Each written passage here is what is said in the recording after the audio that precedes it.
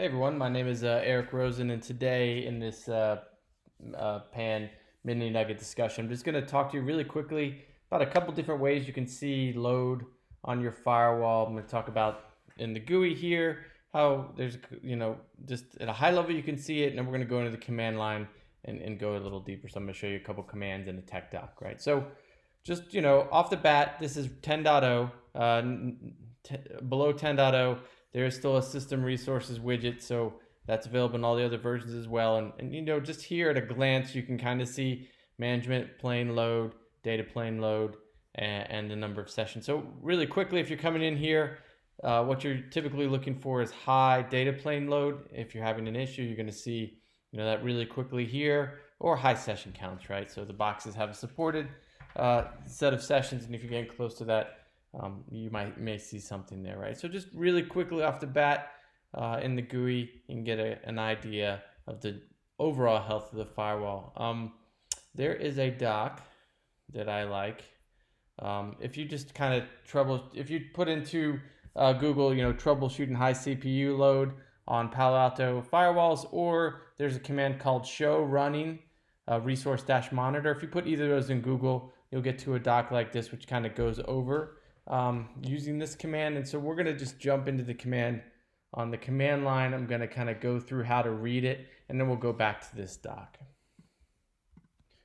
So from the command line, a command to kind of see how the firewall is running is this one we call show running, and it's resource-monitor, right? And so if we tab it out, we can see by the day, by the minute, by the second, by the week. We can get to kind of an overall picture of what this firewall is going to look like. And then I'll talk about this Ingress Backlogs command as well. But we're just going to run this.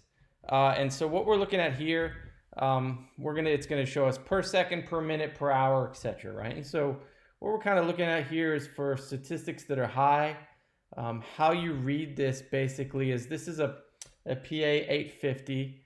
So it's got several cores in it, right? And so this is basically the load on the cores every second, right? So if we go down, this is going to be 60 seconds, right? It's going to kind of show us the load. So we're looking for values that are high here. There's really two, in a general sense, there's basically lots of packets getting into the firewall that shows up as one set of metrics, and you can kind of see that. The other one is if I've got a lot of inspection going on, I've got a lot of traffic, big heavy flows, that typically shows up with high CPU load, right? So, kind of over time, we can get a quick sense of what the firewall is doing, how it's doing.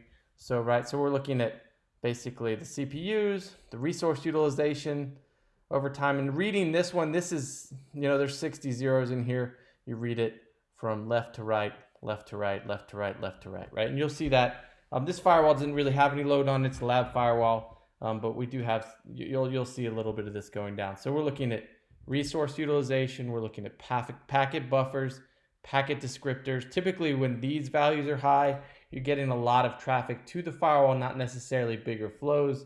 Typically when the CPUs are high, you've got a lot of inspection going on, right? And packet descriptors as well. So then, going down, so we were looking at it a 60-second basis. Now we're looking at it a minute basis. Again, so over the past 60 minutes, you can kind of see each one of these is a minute. Utilization, all that kind of thing. Per hour basis, this firewall is really not doing much. The other thing to kind of talk about here, we get into basically average versus max, right? And so you need a little more data to get to average versus max. But the idea here is we can have spikes that won't affect the firewall. But when we see average values pushing up 70, 80, 90%, right, we're getting into territory where we need to figure out what's going on and mitigate if possible. All right, so again, this is the last 24 hours. We've got one core that's maxing at 1%. Otherwise, this firewall is just hanging out.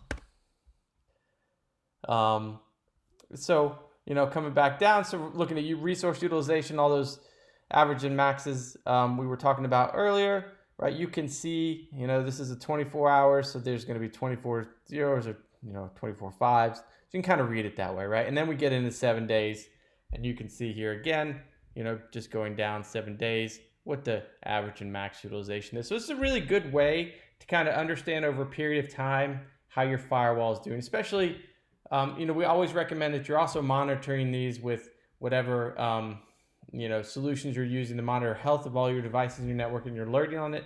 But if you need to get in here real quick, this is a great command to kind of understand what's happening.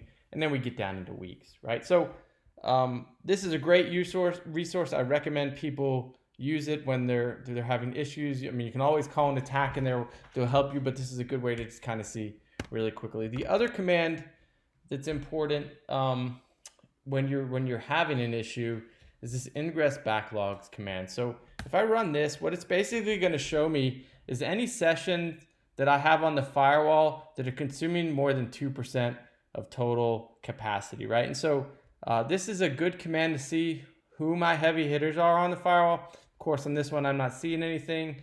But from here, we can basically see that, and then we can kill that session, or we can figure out what that session is, and how we need to mitigate it. So good show running resource monitor, great command.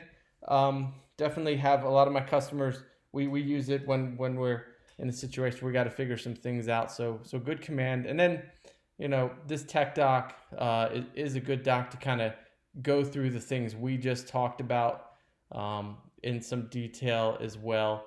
So check that out. And so again, thank you for your time.